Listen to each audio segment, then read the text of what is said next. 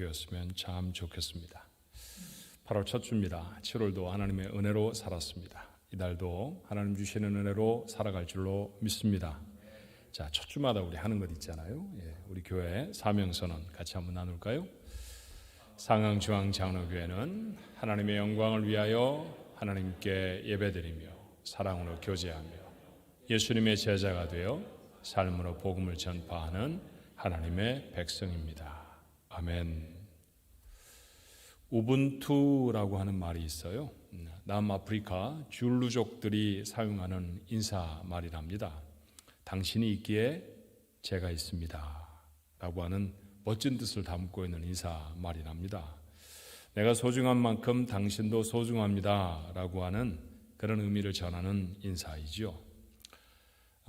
이 줄루족이 가장 많이 살고 있는 남아프리카 공화국, 아마 금세기 가장 마지막까지 아주 지독한 인종차별 정책을 가지고 있었던 나라입니다. 흑인이 사용하는 공간, 백인이 사용하는 공간이 엄격하게 구분되어 있었던 그런 나라이죠. 폭동이 일어나지 않는 것이 이상할 정도의 나라였는데 놀랍게도 1994년에 이 뿌리 깊은 인종차별 정책이 피 흘림 없이 다 철폐가 되고 그리고 하나가 되어졌어요. 흑인이 대통령이 되기도 했답니다. 이 놀라운 화합의 힘도 이 우분투라고 하는 인사말에 담겨있는 그 줄루족들의 정신에 있다, 그런 이야기를 들은 적이 있었습니다. 우분투, 멋있는 말이죠. 한번 옆에 분들하고 오늘 같이 한번 그렇게 인사해 볼까요? 자, 시작. 우분투, 당신이 있어서 제가 있습니다. 저만큼 당신은 소중합니다. 우리는 우리 교회 식구들 참 좋아해요. 그렇죠? 내가 소중한 만큼 다른 사람도 소중히 여깁니다. 서로 정말 많이 보고 싶어 합니다. 그래서 8월 달부터는 다 같이 만날 수 있는 거 아닌가 기대를 좀 했는데 한 달 정도는 조금 더 조심했으면 좋겠다 싶어서 1부, 2부 예배는 실시하지만 아직도 여전히 저희들이 좀 소셜 디스턴스도 지키고요. 그리고 부분적으로 이렇게 예배당에 나오도록 안내를 하고 있습니다. 그래서 더 많이 보고 싶어지는 것 같아요. 소식이 궁금하다라는 분들도 참 많습니다. 그러다가 누군가의 가정에 좋은 일이 생겼다라는 얘기를 들으면요, 자기 집 좋은 일 생긴 것보다 더 기뻐합니다. 누군가의 가정에 어려운 일이 생겼다, 그 소식이 들려지면 어김없이 그 가정을 위해서 기도하는 사람들, 우리 교회 가족들의 모습입니다. 어쩌면 우분투라고 하는 인사는 여러분이 오늘 처음 아셨을지도 몰라요. 그렇지만 그 단어에 담긴 뜻은 벌써 아는 사람들, 우리 교회 식구들입니다. 그러니 나는 여러분 모두가 단 한 사람도 빠짐없이 다 하나님의 복을 받았으면 좋겠습니다. 여러분 모두가 하나님의 축복 가운데 있기를 축원합니다. 근데 그 비결이 오늘 본문에 있어요. 자, 오늘 본문의 말씀의 제목 여러분 아시죠? 씨 뿌리는 자의 비유라고 하는 제목의 말씀입니다. 잘 알려진 말씀이에요. 예수님이 천국에 대해서 가르치실 때 사용하신 대표적인 비유, 패러블이죠. 마태뿐만이 아니라 마가도 누가도, 그러니 공관복음이라고 하는 복음서의 첫 번 세 권의 책에는 다 기록되어 있는 말씀입니다. 주님이 친절하게 이 비유에 대해서는 해설도 해주셔서 우리는 읽지 않았지만 본문의 뒤에 보면 18절로부터 23절에는 예수님이 이 비유가 무슨 뜻이다 라고 하는 말씀을 쭉 해설해 주셨어요. 그래서 우리는 이 내용도 참 잘 알아요. 다시 한번 그 내용을 정리해 보면 이렇습니다. 농부가 나가서 씨를 뿌리지요. 어떤 씨는 길가에 떨어졌고 어떤 씨는 돌밭에도 떨어졌습니다. 가시덤불에 떨어진 씨도 있죠. 물론 좋은 땅에 떨어진 씨도 있었답니다. 좋은 땅에 떨어진 씨는 100배, 60배, 30배, 엄청난 결실이네요. 그렇죠? 그렇게 큰 열매를 맺습니다. 하지만 길가에 떨어진 씨는 뿌리를 미쳐 내리기 전에 새가 와서 먹어버렸고, 돌밭에 떨어진 씨는 제일 먼저 싹이 나오긴 했는데 뿌리가 깊지 않아서 뜨거운 햇볕에 말라버렸습니다. 가시덤불에 떨어진 씨는 가시에 막혀서 열매를 맺는 데까지 이르지를 못했죠. 자, 이 비유가 도대체 무슨 뜻일까요? 주님이 설명하신 대로 살펴보면 우선 씨는 하나님의 말씀이라고 하셨습니다. 자, 누가가 주님의 해설을 이렇게 기록했어요. 누가복음 8장 11절의 말씀에 보니까 이 비유는 이러하니라. 씨는 하나님의 말씀이요. 우리가 씨가 뭘까? 씨는 축복일까? 씨는 희망일까? 이렇게 상상할 수 있지만 아예 주님이 이건 뭐다 이렇게 가르쳐 주셨으니까 이거는 부동의 진리입니다. 그렇죠? 씨는 하나님의 말씀이죠. 근데 그 하나님의 말씀을 씨 뿌리는 자 농부가 나가 뿌리고 있다는 거예요. 근데 지금 이 본문의 말씀 예수님이 하시는 말씀 아닙니까? 그러니 복음을 뿌리고 있는 분, 하나님의 말씀을 뿌리고 있는 분 다름 아닌 예수님이십니다. 예수님은 열심히 말씀의 씨를 뿌리셨어요. 근데 여러분 이 비유를 읽어보면 그렇다고 하면 좀 이상하다 그런 생각이 들지 않으세요? 열매도 맺지 못할 길가에 돌밭에 가시덤불에 왜 씨를 뿌리셨을까요? 어쩌다 보니 그렇게 된 것일까요? 그러지 않으려고 했는데 그런 곳에는 씨를 뿌리지 않으려고 했는데 바람에 날려서 씨가 떨어지기도 했고 그리고 훅 뿌리다 보니까 내가 정한 곳보다 더 멀리 그렇게 흩뿌려지게 되어졌다는 얘기일까요?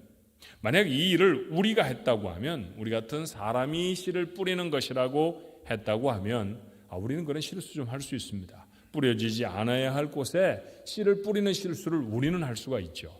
그러나 말씀드린 것처럼 이건 주님이 하시는 일 아닙니까? 그렇다고 하면 주님에게 실수 때문에 다른 곳에 씨를 뿌려졌다라고 하는 해석은 옳지 않습니다.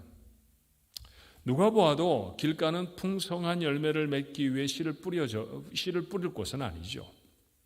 돌밭도 가시덤불도 마찬가지입니다. 씨를 안 뿌리는 게 맞습니다. 우리 같으면 절대로 그런 곳에 씨를 뿌리지 않을 것입니다. 하지만 주님은 그곳에도 알뜰하게 씨를 다 뿌려주셨어요. 좋은 땅에 씨를 뿌렸다라고 할 때 성경이 사용한 단어는 헬라어로 스페이레인이라고 하는 말입니다. 자, 씨를 뿌리다라고 하는 그리스어죠. 그런데 이것은 길가에 씨를 뿌릴 때도 돌밭과 가시덤불에 씨를 뿌릴 때도 똑같이 사용된 같은 단어입니다.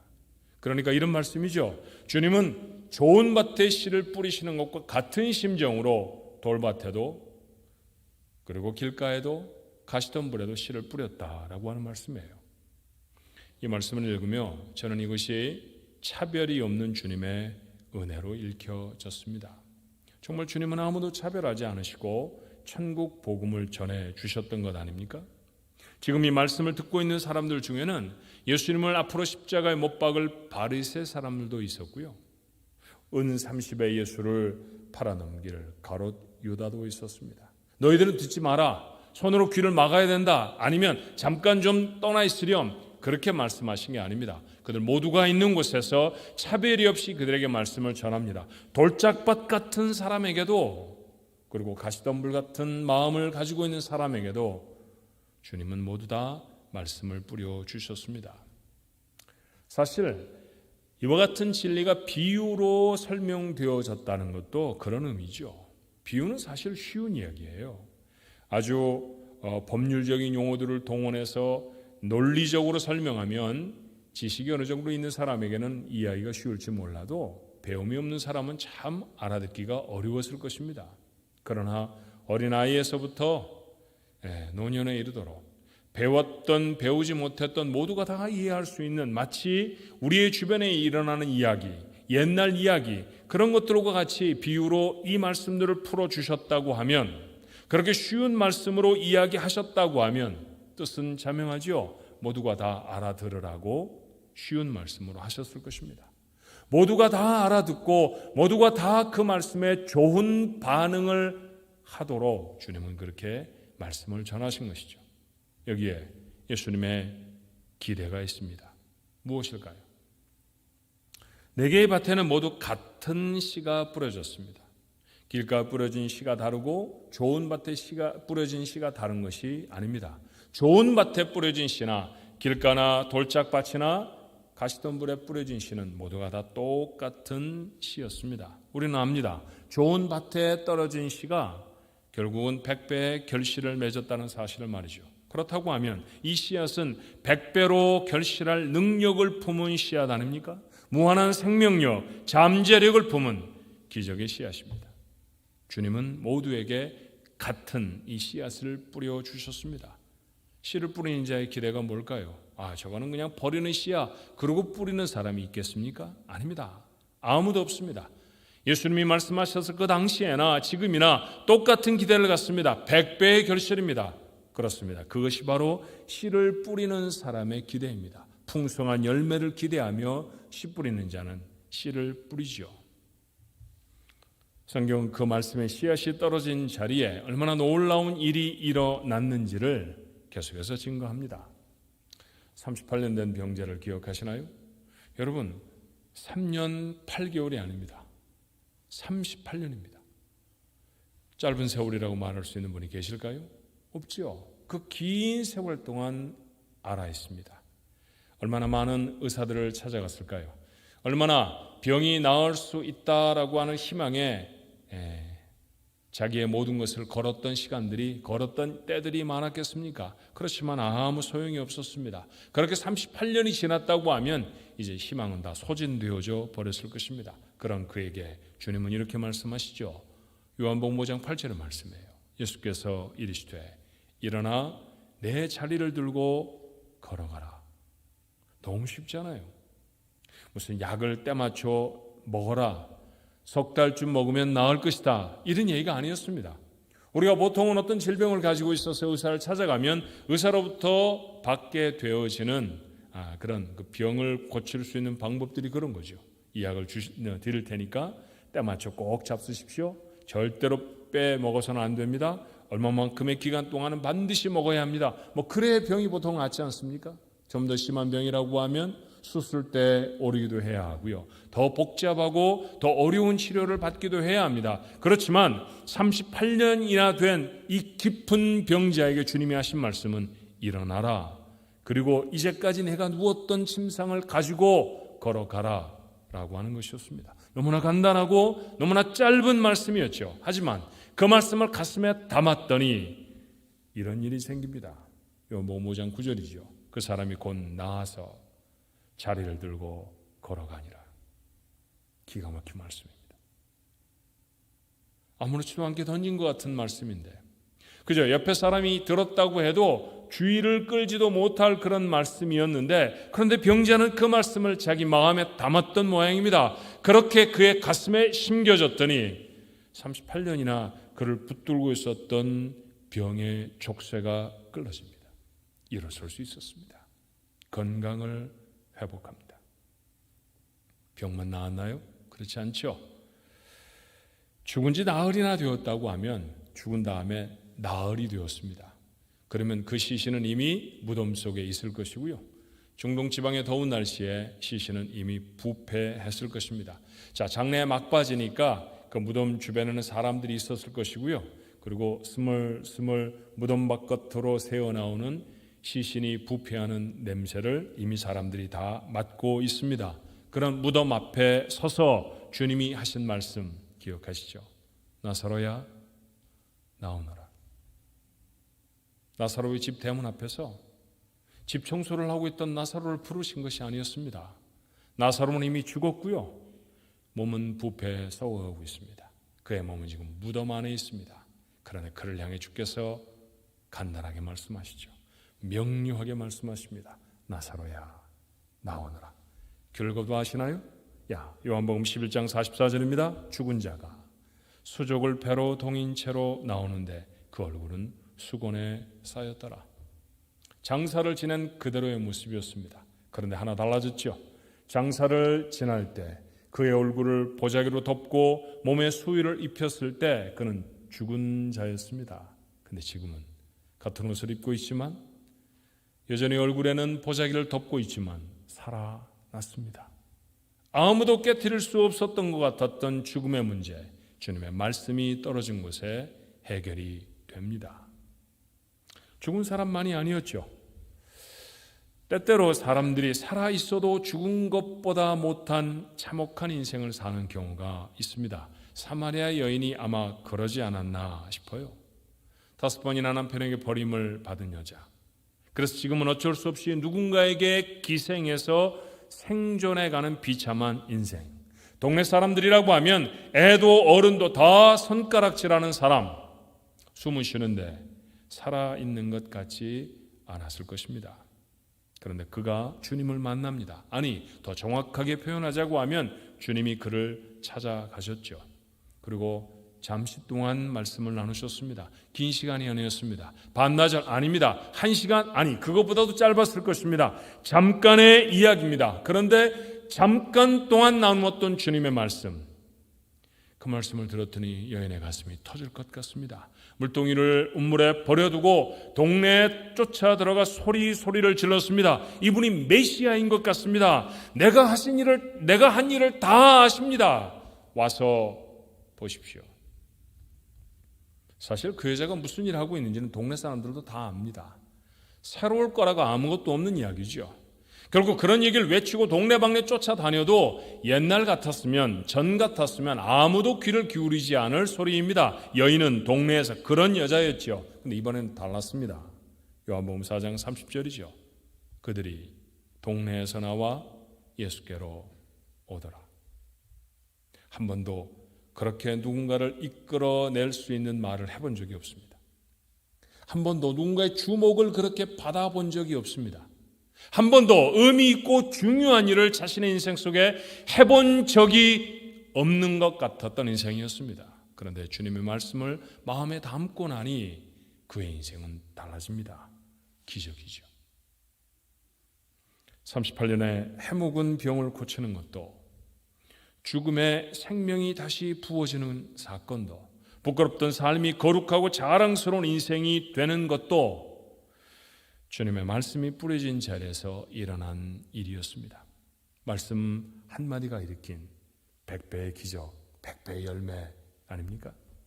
그렇다고 하면 우리의 마음에도 이 말씀을 담아야 할 줄로 믿습니다. 말씀 한마디라도 만약 그것이 하나님의 말씀이라고 하면 흘려 지나치지 않아야 합니다. 왜냐하면 그 말씀이야말로 내 인생의 100배의 열매를 이루어낼 기적의 말씀인 까닭입니다. 그 간절함으로 말씀을 대하십시오. 억만금보다도 더 주님의 말씀 한마디가 능력이 있다는 사실에 여러분은 잊지 않았으면 좋겠습니다. 그렇다고 하면 여러분의 삶에도 100배의 결실이 맺어질 줄로 믿습니다. 자, 내 인생에 100배의 열매가 맺어졌으면 참 좋겠습니다. 이런 소망이 누구나 가질 수 있잖아요. 그런데 오늘 이 비유는 우리에게 그 소망만으로는 부족하다는 사실을 가르치고 있는 것 같습니다.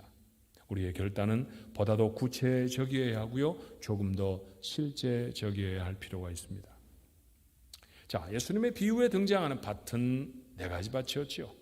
하나는 길가였고요, 또 하나는 돌밭이었고요, 또 하나는 가시덤불이 있는 밭이었습니다.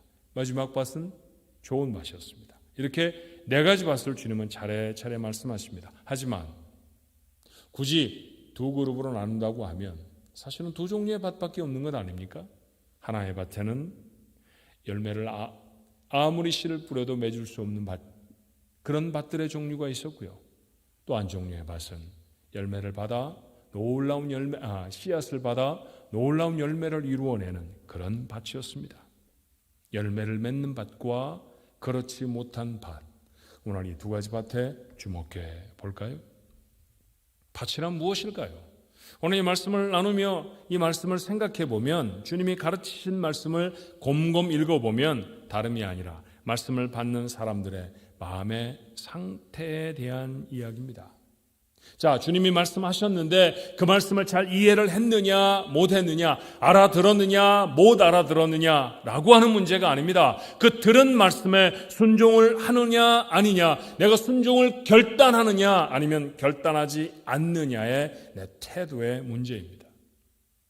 오늘 이 본문의 말씀을 오해하지 않아야 합니다. 13절과 같은 것이죠. 자, 마태복음 13장 13절의 말씀은 무엇라고 말하고 있나요? 그러므로 내가 그들에게 비유로 말하기는 그들이 보아도 보지 못하며 들어도 듣지 못하며 깨닫지 못함이니라. 예수님이 이렇게 말씀하셨는데 그들이 깨닫지 못해서 문제가 생겼다, 그런 말씀처럼 들립니다. 비유로 말씀하시는 까닭이 그들이 깨닫지 못하기 때문이라고 말씀하시는 것 같아요. 하지만 비유를 깨닫지 못했던 사람들은 구원에서 멀어지는, 예수님의 축복에서 멀어진 사람들만 있는 게 아니지 않습니까? 실제는 그 비유를 들었던 핵심적인 인물들, 예수님의 제자들도 이 비유를 이해하지 못하기는 매일반이었습니다. 그래서 주님에게 이렇게 묻죠. 누가복음 8장 9절의 말씀에 제자들이 이 비유의 뜻을 물으니, 누가는 놓치지 말라고 이렇게 기록해 놓은 것 같아요. 제자들도 이해하지 못했습니다.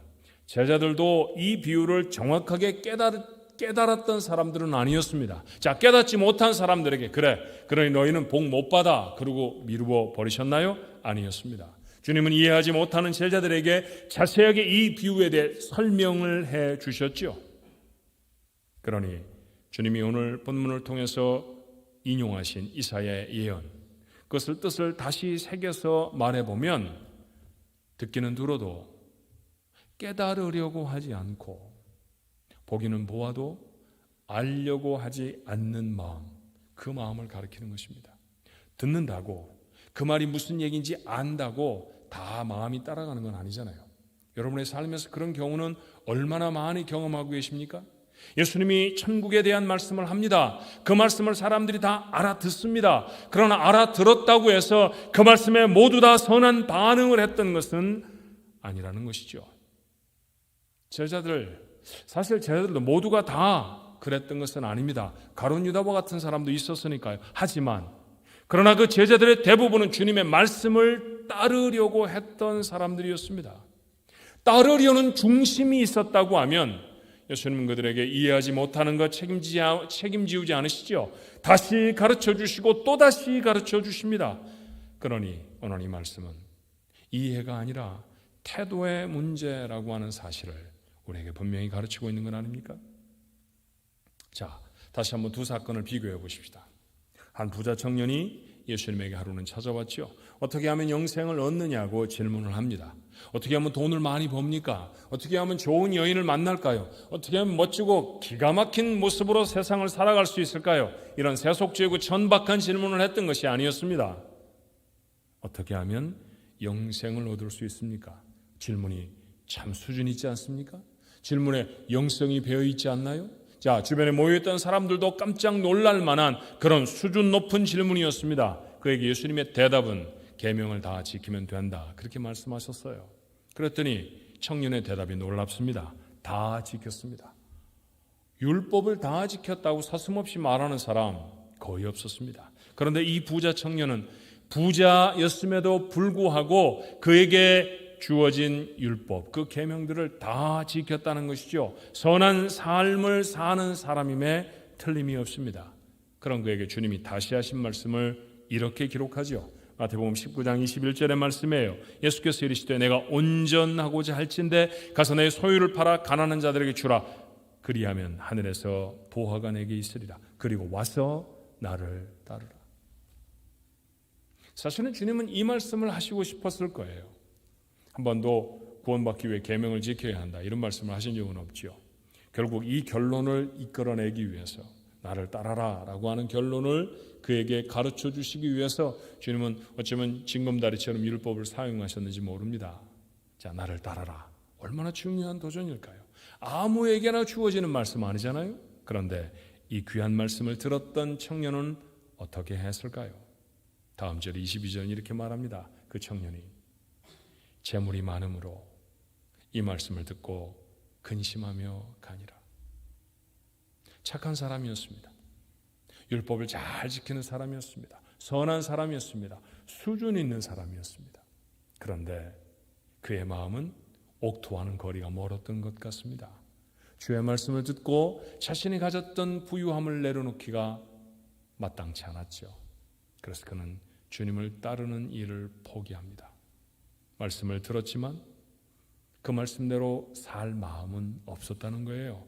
100배의 결실에 이를 수 없는 마음, 이런 마음이죠. 그렇지만 이 사람과 비교해 보려고 하는 제자들은 어떠했을까요? 밤새 그물질을 했는데 고기를 한 마리도 잡지 못했던 날이었습니다. 아침이면 밤새 고기를 잡으려고 물에 담갔다 꺼냈다 담갔다 꺼냈다 했던 그물을 좀 씻고 정리를 해놔야 되잖아요. 그래 오늘 밤에 다시 나와서 또 한 번의 그물질을 계획해 볼 수 있지 않겠습니까? 그렇게 그물을 손질하고 있는데 예수님이 다가오셔서 배 좀 잠깐 쓰자고 하십니다. 마땅한 부탁이 아닙니다. 해야 할 일이 있는데, 고단한데, 하필이면 내 배. 그런데 이 사람은 예수님의 청에 그대로 응합니다. 그리고 한참을 설교를 하시던 주님이 그에게 말씀하시죠. 깊은 곳에 가서 그물을 내리라고 말이에요. 자기는 어부고 말하는 분은 전직 목수라고 하는 사실을 혹 알았을까요? 그렇다고 하면 고기잡이에는 자기가 훨씬 더 전문가인데라고 하는 생각이 들 수도 있지 않았겠습니까? 그런데 이 사람은 이렇게 생각했답니다. 내가 밤새도록 수고를 했지만 내 경험과 내 지식으로는 지금 어떤 곳에서도 고기를 잡을 수 없을 것 같지만 주님이 말씀하시니까, 이분이 말씀하시니까 한번 해보자. 그렇게 그는 그 말도 마음에 담았습니다. 그리고 그물을 내리죠. 어마어마한 고기를 잡습니다. 그물이 찢어질 뻔했습니다. 그래서 동무의 배를 부르죠. 2배에 잡아들인 고기를 담았는데 배가 가라앉을 뻔했습니다. 어부의 평생에 자기의 배가 가라앉을 만큼 많은 고기를 잡는 경험은 얼마나 할 수 있는 걸까요? 물 반 고기 반 그런 호숫가에 살아도 이런 일은 흔하게 경험하는 일이 아닙니다. 기적 같은 일이었습니다. 평생에 한 번 있을까 말까 한 사건입니다. 그렇게 놀라운 일을 경험하고 무태 배를 댔는데 주님이 그에게 이렇게 말씀하시죠. 누가복음 5장 10절입니다. 예수께서 시몬에게 이르시되, 이 사람은 시몬이었습니다. 베드로라고 부르는 사람이죠. 무서워 말라. 이제부로는 내가 사람을 취하리라. 방금 고기잡이를 마친 자에게 사람을 취할 것이라고 그렇게 말씀하십니다. 그랬더니 무슨 일이 생겼을까요? 11절입니다. 그들이 베드로를 육지에 대고 모든 것을 버려두고 예수를 따르니라. 어마어마하게 잡은 고기도, 생업의 수단이었던 배나 그물도, 가족도 내려놓고 주님을 따라 나섭니다. 아마 이곳에 등장하는 사람 이름은 베드로 이름 하나이겠지만 베드로도 그의 동생이었던 안드레도 동업자였던 야고보, 요한도 다 포함되는 말이겠죠. 그래서 성경은 복수로 그들이 그렇게 말하죠. 그들이 예수님을 따라 나섭니다. 그들이 주님의 제자로 삶을 시작하는 순간이었습니다. 그에게 던져졌던 말씀을 다 이해했을까요? 내가 이제부터는 사람을 취하리라. 맞아. 내가 설교를 하면 한 번 설교할 때 3,000명이 회개하고 다음번에 설교하면 5,000명이 회개할 거야. 그런 기대를 베드로가 가졌을까요? 천만의 말씀입니다. 그러니 주께서 그에게 하신 말씀, 그는 아직 잘 알았다고 할 수 없을 겁니다. 다 이해했다고 말할 수 없을 겁니다. 만약에 전부 다 이해했다고 하면 예수님을 따라 나선 이후에 베드로와 제자들의 행적 속에 나타나는 태반의 실수들은 성경에 기록되지 않았어야 했을 것입니다. 그러니 아직 주께서 하신 말씀 잘 모릅니다. 이해했던 것이 아니었습니다. 하지만 태도만큼은 분명하잖아요. 주께서 말씀하셨습니다. 그러면 그 말씀대로 합니다. 말씀을 듣고 그대로 따르는 것이죠. 갈릴리의 어부들이 세상을 바꾸는 위인이 되는 100배의 기적, 그렇게 시작되었습니다. 알아듣는 것이 중요한 것이 아니라 알아들은 말씀에 내가 어떻게 반응하는가 하는 것이 중요하다라고 하는 말씀을 오늘 주님은 10분의 인자의 비유를 통해 우리에게 전하고 계시는 것이죠. 우리는 설교를 듣습니다. 하나님의 말씀을 읽으면 이해도 합니다. 알아듣는다는 얘기입니다. 그런데 알아듣는 것보다 중요한 게 있다는 사실을 오늘 확인해야 하지 않습니까? 오늘 이 말씀을 통해 내가 결단해야 할 것은 무엇일까요? 주께서 이 말씀을 통해 내 삶에 요청하시는 것은 어떤 것이겠습니까? 10분의 인자의 비유를 조금 더 살펴볼까요? 열매 맺을 수 없었던 밭의 문제는 도대체 무엇이었습니까? 주님 이렇게 설명하시죠. 주님의 해설의 말씀을 한번 들어보십시다. 마태복음 13장 19절로 22절의 말씀이죠. 아무나 천국 말씀을 듣고 깨닫지 못할 때는 악한 자가 와서 그 마음에 뿌려진 것을 빼앗나니 이는 곧 길가에 뿌려진 자요. 돌밭에 뿌려졌다는 것은 말씀을 듣고 즉시 기쁨으로 받되 그 속에 뿌리가 없어 잠시 견디다가 말씀으로 말미암아 환난이나 박해가 일어날 때는 곧 넘어지는 자요. 가시떨기에 뿌려졌다는 것은 말씀을 들으나 세상의 염려와 재물의 유혹에 말씀이 막혀 결실하지 못하는 자라고 설명하십니다. 자, 네 가지 밭 중에 열매를 맺을 수 없었던 세 밭의 문제 점검해 보십시다. 첫 번째는 길가입니다. 사람이 밟고 다닌 땅이니 단단할 것입니다. 그러니 뿌려진 씨앗이 뿌리를 내리는데 어려움이 있습니다. 뿌리를 내리기도 전에 악한 자가 와서 그 말씀을 빼앗아 가버리면 열매를 맺을 수 없었다는 것이죠. 마음으로 표현하면 무슨 마음일까요? 굳어져 버린 마음 아닐까요? 이런 마음이 늘상 하는 말이 있습니다. 난 못해. 기도를 하자고 해도 못합니다. 어떻게 수요 예배를 나오느냐고, 어떻게 금요일날 기도하러 교회에 가느냐고, 새벽 예배는 죽어도 못한다고. 나는 못합니다. 묵상을 하자고 말하면 묵상 10년 동안 해도 도대체 무슨 소리인지 모르겠다고, 목사님이 다 해달라고 그렇게 말합니다. 난 못합니다. 봉사를 하자고 해도 난 못하는 것이고요, 선교를 가자고 하면 그건 더더군다나 더 못합니다. 나는 못합니다. 여러분의 마음속에 늘 달고 다니는 말, 그것이 나는 못해라고 하면 그 마음은 필경 굳어진 마음일 것입니다. 이 굳어진 마음에는 아무리 매주일 하나님의 말씀이 뿌려져도 그 선포되어지는 말씀, 맞아, 그런 말씀이지, 내가 그때 잘 알겠어라고 아무리 이해해도 여러분의 인생의 100배의 결실은 가능하지 않죠. 어떻게 해야 할까요? 어떻게 해야 100배의 결실을 맺는 복된 마음이 되겠습니까? 굳은 마음 갈아엎어야 하는 것 아닙니까? 지금이 얼마나 좋은 기회일까요? 아무것도 하지 못했던, 모두가 다 멈추어 버렸던 팬데믹의 기간 아니었나요? 다시 출발선에 섭니다. 내가 제일 열심히 예배할 거야. 기도하는 시간 절대로 놓치지 않을 거야. 말씀을 묵상하는 것으로 하루를 열어야지. 거룩한 일에 쓰여지는 삶이 한 번 되어볼 거야. 여러분의 결단이 되어야 할 줄로 믿습니다. 그렇게 마음을 기경하십시오. 그 마음이 100배의 결실을 이루어낼 줄로 믿습니다. 두 번째 밭은 돌밭이었어요. 얕은 흙이 덮여있는 땅입니다. 그러니 쉽게 싹을 냅니다. 하지만 돌 위에서는 뿌리를 깊이 내릴 수 없잖아요. 해가 뜨거워지니 말라버렸습니다. 신앙생활을 하면서 한 번도 기뻐했던 적이 없었던 사람은 거의 없습니다. 하지만 그 기쁨을 계속해서 마음속에 간직하고 사는 사람도 많지 않습니다. 이유가 뭘까요? 믿음의 뿌리가 깊이 내려지지 못했기 때문입니다. 어느 날 은혜를 받았습니다. 마음의 결단을 해요. 하지 않던 11조를 내가 해봐야지. 수입의 10분의 1을 때 하나님 앞에 헌금으로 드린다는 거 쉽지 않은 헌금입니다. 그런데 그 결단을 합니다. 그러면 기대가 있어요. 성경이 약속했으니까 내가 이렇게 헌금을 하면 하나님이 물질로부터 자유함을 주실 거야. 부욕케 해 주실 거야. 그런데 생각처럼 형편이 펴지를 않습니다. 점점 더 어려워져요. 헌금을 너무 많이 하는 것 같은 생각이 듭니다. 그러면 이내 실망하고 멈춰버리죠. 하나님께 참 감사한 마음이 어느 날 들었습니다. 내가 이렇게 큰 은혜를 받았으니 나도 하나님께 가품하며 살아야지. 그래서 봉사를 하기로 작정을 했습니다. 부엌에서 봉사를 하고 주차장에서 열심히 일합니다. 근데 아무도 알아주질 않아요.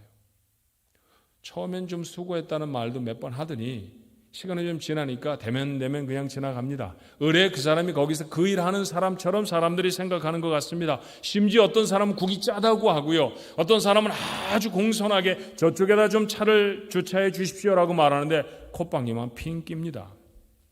더 이상 하고 싶지 않습니다. 시작은 하나님이었는데 사람 때문에 멈춥니다. 돌짝밭 이런 거죠. 한 번도 경험해 보지 않은 사람 아마 없을 겁니다. 그런 돌짝밭이 100배의 결실을 가능하게 하는 옥토가 되려고 하면 돌 드러내야 하잖아요. 그렇죠? 돌을 드러내 좋은 땅이 나오도록 그곳을 기경해야 합니다. 그렇게 밭을 기경하지 않으면 100배의 결실 구경밖에 못할 겁니다. 마지막 밭은 가시덤불 밭이었지요. 어렵게 떨어진 씨앗이 겨우 뿌리를 내리고 자라는데 가시가 막습니다. 가시를 이겨내기에 여린 순 너무 약합니다. 결국 찢어지고 상처가 나서 시들어 버립니다. 가시가 무엇이라고 주님이 가르치셨습니까? 세상의 염려라고 하셨고요, 재물의 유혹이라고 하셨습니다. 그래서 마가는 아예 욕심이라고 번역을 했고, 누가는 세상의 쾌락이라고 적었습니다. 이런 것 믿음이 자라나는데 방해가 됩니다. 어떠세요? 예수를 믿고 구원의 은혜를 알면서도 여전히 세상에서 갖고 싶은 게 너무 많습니다. 닥쳐오는 문제, 예수님 앞에 내려놓는 건 아직도 어색합니다. 그러면 백배의 결실을 어렵죠. 손에 가시가 들어도, 이마에 땀이 흘려도, 허리가 끊어질 것 같이 아파도 가시덤불 엉겅퀴 걷어내야 합니다. 욕심과 쾌락을 마음에서 드러내는 일, 절대로 쉬운 일이 아닙니다.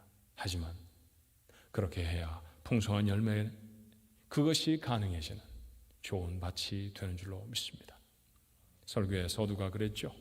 우리 식구들 다 100배의 결실을 맺었으면 좋겠다고요. 그리고 모두가 다 좋은 땅 되어야 될 것 아닙니까? 우리는 다시 예배당에 모이기 시작했습니다.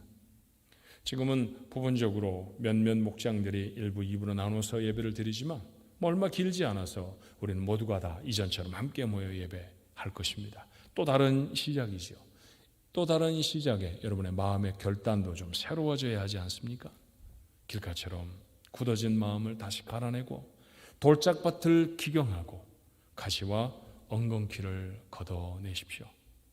그 밭에 간절함과 그리고 100배의 결실을 소망하며 말씀 하나하나를 정성껏 심어내십시다. 다른 인생이 되실 겁니다. 주님은 이렇게 오늘 본문을 마치시죠. 9절의 말씀입니다. 귀 있는 자는 들으라 하시니라. 오늘 예배에 참여한 여러분 모두에게 주님의 귀한 선포의 말씀이 들려지는 마음의 귀가 열려있기를 주님의 이름으로 축원합니다.